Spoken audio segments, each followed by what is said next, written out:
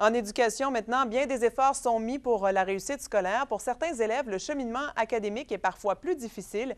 Et si se découvrir une passion pouvait aider à mieux réussir à l'école, c'est le message qu'est venu livrer un conférencier dont le parcours scolaire a été difficile pour les jeunes de la commission scolaire du Lac-Abitibi. Le reportage de Denis Beauregard. Bien des élèves se reconnaîtront dans le parcours scolaire du conférencier, chanteur et comédien Yannick Côté. Pendant 10 ans à l'école, il a été victime d'intimidation physique et verbale, de menaces et de taxage. C'est la découverte d'une nouvelle passion, le football, qui l'a motivé à persévérer.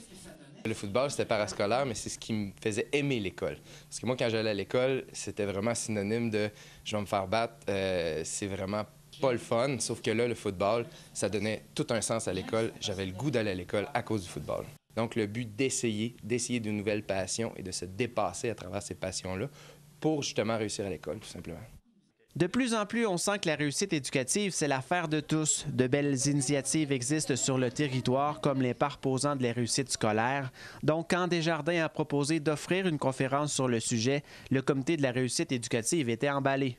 Une conférence sur la persévérance, la réussite, c'est bien parce que nos journées de la persévérance, qui sont au mois de février, c'est une semaine complète où il y a beaucoup d'activités.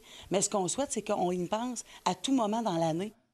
À la commission scolaire du Lac-Abitibi, le taux de diplomation en 5 ans se chiffre à 62 contre 77 pour la moyenne provinciale. Le personnel travaille tous les jours pour réduire l'écart, mais parvient tout de même à faire diplômer ses élèves.